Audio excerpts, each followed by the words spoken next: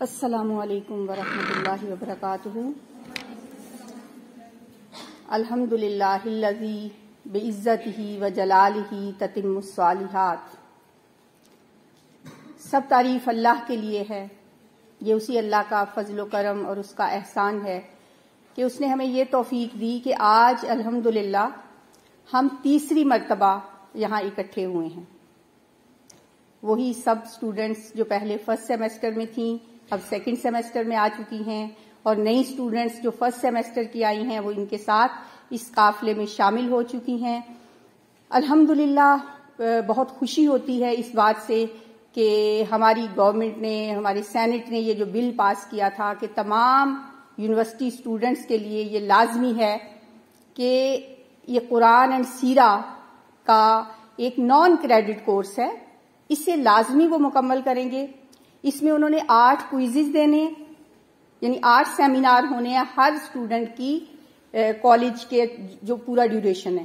جیسے وہ first semester نے پہلے 2 سیمینار اٹینڈ کیے، دونوں سیمینارز کی ان کی اٹینڈنس بھی لگی گوگل فارم پہ، اور ان کو اسی دن جو کچھ آج آپ یہاں سنیں گے اس کا کوئز بھیجا جائے گا۔ اس طرح پہلے فرسٹ سیمسٹر تو کر چکا ہے، اب جو فرسٹ سیمسٹر نیو اسٹوڈنٹس ہیں ان کے لیے میں بتا رہی ہوں کہ آج ہی آپ کو ایک گوگل فارم بھیجا جائے گا جس پہ آپ اپنی اٹینڈنس مارک کریں گے، اور ایک آپ کو کوئز بھیجا جائے گا جو آپ جو کچھ آج سنیں گے اس کا آپ وہ کوئز بھی دیں گے۔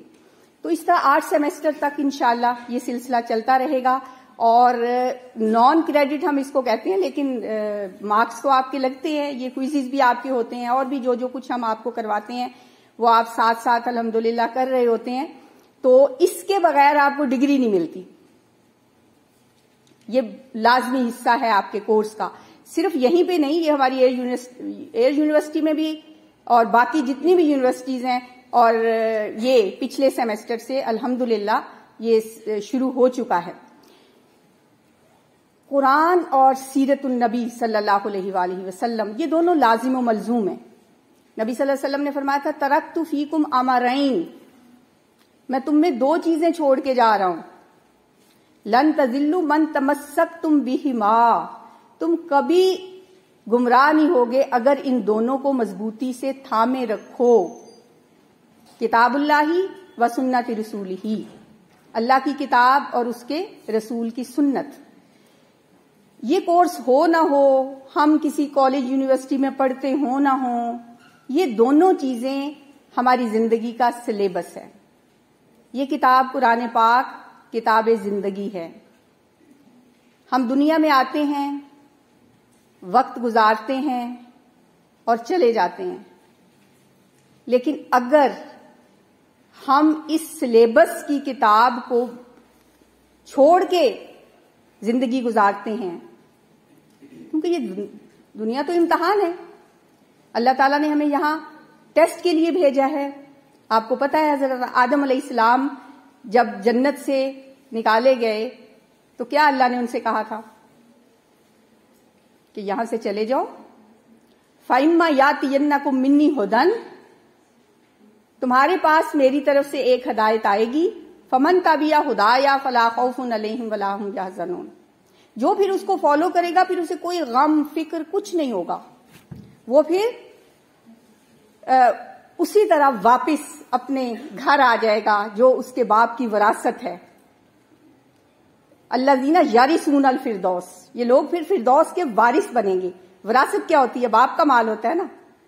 تو جنت بھی ہمارے جد امجد حضرت آدم علیہ السلام کا گھر تھا، وہاں پہ ہم انشاءاللہ جائیں گے، لیکن تبھی جائیں گے اگر پاس ہوں گے۔ تو جنت بہت خوبصورت چیز ہے، قرآن پڑھیں تو جنت کے مناظر دیکھ کے لگتا ہے کہ کوئی اور ہی دنیا ہے۔ وہ سورہ سجدہ میں اللہ تعالیٰ فرماتے ہیں فَلَا تَعْلَمُ نَفْسٌ مَا أُخْفِيَ لَهُم مِّن قُرَّةِ أَعْيُنٍ، کوئی جاندار شخص، کوئی نفس، کوئی جان ہی نہیں سکتا کہ اللہ نے اس کی آنکھوں کی ٹھنڈک کا کیا سامان چھپا کے رکھا ہوا ہے۔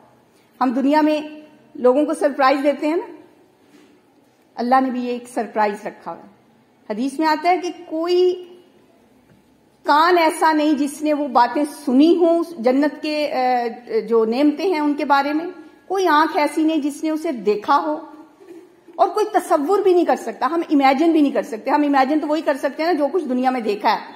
تو جہاں اللہ نے یہ فرما دیا فَلَا تَعْلَمُ نَفْسٌ مَا أُخْفِيَ لَهُم مِّن قُرَّةِ أَعْيُنٍ، آنکھوں کی ٹھنڈک کا جو سامان جنت میں اللہ نے رکھا ہے کوئی جان ہی نہیں سکتا. تو اس جنت میں جانے کے لیے ایک ٹیسٹ پاس کرنا ہے. لِيَبْلُوَهُمْ أَيُّهُمْ أَحْسَنُ عَمَلًا، اللہ نے آزما کے دیکھنا ہے کہ تم میں عمل کے لحاظ سے اچھا کون ہے. تو وہ عمل کرنے کے لیے کوئی سلیبس بھی تو چاہیے. یہ سلیبس یہی قرآن و حدیث ہے. تو الحمدللہ مجھے بہت خوشی ہوتی ہے جب ہم اس طرح سے، اب آپ دیکھیں کوئی ٹاکس جب آپ سنتے ہیں، کوئی آپ لیکچر سنتے ہیں، وہ لائٹلی سنتے ہیں. اب آپ کو پتا ہے کہ ایک امتحان تو ہمارا یہیں پہ ہونا ہے. اس دنیا کے امتحان کے لیے ہم زیادہ ہوتے ہیں نا، تھوڑے سے پریشان ہوتے ہیں. یہاں بھی امتحان ہونا ہے اور آگے بھی امتحان ہونا ہے. تو اب آپ میں سے کوئی ایسا نہیں ہے کہ وہ بے خیالی میں سنیں یا دھیان کسی اور طرف ہو. آپ بہت توجہ سے سنیں گے اور یہ سنا ہوا انشاءاللہ آپ کے بہت کام آئے گا. اور اسی طرح آپ جب ہر سیمسٹر میں دو اس طرح کے لیکچر سنیں گے تو انشاءاللہ فرق تو پڑتا ہے، بہت فرق پڑے گا انشاءاللہ. بس آپ سے ایک ہی میری یہ ریکویسٹ سمجھ لیں کہ یہ جو کچھ آپ سنیں صرف یہاں کے لیے نہ سنیں. وہی جو میں نے آپ کو بتایا نا، وہ جو سرپرائز اللہ نے جنت کا رکھا ہے اس کے حصول کے لیے. کل ہی میں ایک آیت پڑھ لی تھی، لِمِثْلِ هَٰذَا فَلْيَعْمَلِ الْعَامِلُونَ، اس جیسی جنت کے لیے پھر عمل کرنا ہے تو کرو نا.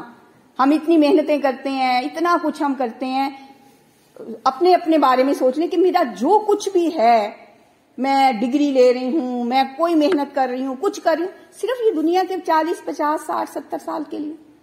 ساری محنتیں ہماری یہیں تک کے لیے ہیں. اللہ کہتے ہیں لِمِثْلِ هَٰذَا، جنت کی بڑی تعریفیں کرنے کے بعد نا اس جیسی کے لیے بھی تو کچھ کر لو نا. ایسی جنت کے لیے عمل کرنے والوں کو چاہیے کہ وہ عمل کریں. بات میں یہیں پہ اپنی ختم کرتی ہوں. باتیں تو جنت کی باتیں تو شروع ہو جائیں تو وہ تو کبھی ختم ہی نہیں ہو سکتی. تو ہمارا جو موضوع ہے سیرت رسول صلی اللہ علیہ وآلہ وسلم اور قرآن، ان دونوں کے مطابق رمضان جو مہینہ چل رہا ہے یہ کیسا ہونا چاہیے. قرآن کیا کہتا ہے رمضان کے بارے میں، نبی صلی اللہ علیہ وسلم نے کیا فرمایا رمضان کے بارے میں، ہم رمضان کیسے گزار رہے ہیں. تھوڑا سا ہم ان چیزوں کو ریفریش کر لیتے ہیں کہ اللہ اور رسول نے اس کے بارے میں کیا فرمایا ہے. اور ہماری انجم وسیم صاحبہ ماشاءاللہ آپ کو اپنے ساتھ انٹریکٹیو لیکچر دیں گی. آپ بھی جو کہنا چاہیں وہ کہیں، جو یہ پوچھنا چاہیں آپ سے آپ ضرور اس کا جواب بھی دیں. اور ان کے ساتھ میں زیادہ حائل نہیں ہوں گی. آپ کے اور ان کے درمیان تشریف لاتی ہیں محترمہ انجم وسیم صاحبہ.